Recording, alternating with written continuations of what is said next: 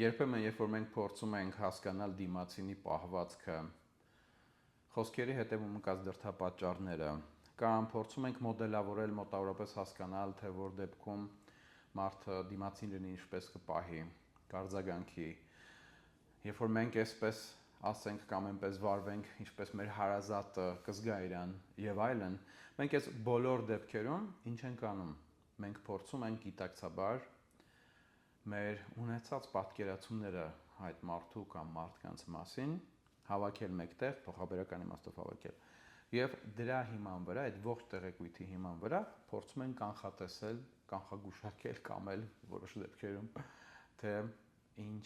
կլինի կամ ինչա մտածել մարդը, ինչ դրդապատճառ ունեցել սա ասելուց կամ անելուց,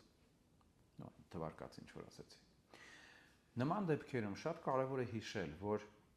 մեր պատկերացումներում մարդը, մեր հիշողություններում, մեր ուղեղում մարդու մասին պատկերացումները այլ են, իրական մարդը այլ է։ Մեր պատկերացումները, ինչքան էլ որ ձգտեն օբյեկտիվին եւ իրականությանը, միշտ տարբերվում են այդ իրականությունից, որովհետեւ եթե խոսքը գնում է մարդու մասին առավել եւս, մենք չենք կարող ամբողջովին եւ բոլոր տեսանկյուններից ճանաչել մարդուն, հետեւաբար մեր գնահատականները եւ կանխատեսումները չեն կարող 100%-անոց ճշգրիտ լինեն եւ երկրորդը մարդը ինքը փոփոխվող համակարգ է եւ փոփոխական համակարգ է։ Շատ ժամանակ որքան էլ որ տարօրինակ լինի, հատկապես հարազատ մարդկանց պարագայում, մենք կարծում ենք, թե մենք իրենց բոլորովին ամբողջովին ավելի ճիշտ ճանաչում ենք եւ կարող ենք մաքսիմալ ճիշտ կանխատեսումներ անել։ Ես հաստատ գիտեմ իրան, ես որ այսպես ասեմ, ինքը այսպես կասի, եթե ես այսպես անեմ, այնպես կանի։ Սա շատ բնական մեխանիզմ է, հա, մեր ուղեղը այդպես է աշխատում, հակառակ դեպքում շատ ռեսուրս կծախսեր եւ կարող է նույնիսկ չհասցներ մնացած անելիքները։ Դրա համար ավտոմատացվում է որոշ պրոցեսներ, պատկերացումները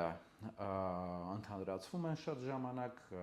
թարմացումներ չի անում ուղեղը, այսպես ասած, բայց խնդիրն հենց սրանում է։ Եվ հատկապես հարազատ մարդկանց հետ շփումներում, հարաբերություններում մենք ինչ որ պահից մենք մեր ուղեղը դադարում ենք դիմացինի մասին տվյալները թարմացնել եւ դադարում ենք մոտենալ իրավիճակների կամ դիմացինի գործողությունների մեկնաբանությանը քննադատաբար, այսինքն անընդհատ վերլուծելով, այլ ոչ թե պրոյեկտելով մեր պատկերացումները մարդու վրա։ Շատ խնդիրներ այդ հարաբերություններում ծագում են այս սրանից։ Այսինքն, ինչն է այստեղ կարևոր հիշել, որ մարդու մասին ունեցած մեր պատկերացումները չեն արտացոլում իրական մարդուն։ Մեր ուղեղում գոյություն ունեցող X մարդը այն իրական մարդը չէ, որ ինքն իրանով կա եւ ինչպիսին էլ որ կա։ Սա պետք է հիշել, որովհետեւ սա շատ ժամանակ մեզ տանում է դեպի ամենատարատեսակ կոգնիտիվ աղճատումներ եւ դատողության սխալներ։ Հետևաբար, ինչ է անհրաժեշտ անել։ Անընդհատ հիշեցնել ինքներս մեզ, որ մեր պատկերացումները ամբողջական չեն եւ թերի են եւ հնարավոր է նույնիսկ ամենահարազատ մարդուն մենք ոչ բոլոր կողմերից ենք ճանաչում եւ հնարավոր է որ մեր կանխատեսումները սխալ են։ Նման դեպքերում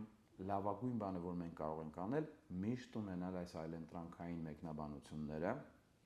երբ որ խոսքը գնում է իրավիճակների կամ մարդու վարքի դրդապատճառների մեկնաբանությանը, եւ երկրորդը խոսալ մարդու հետ, քննարկել, հարցնել, որպեսզի արդյունքում հնարավորինս անընդհատ թարմացվի մեր պատկերացումները մարդու մասին եւ հնարավորինս մոտ լինի այն իրականությանը, որը մենք անվանում ենք օբյեկտիվ։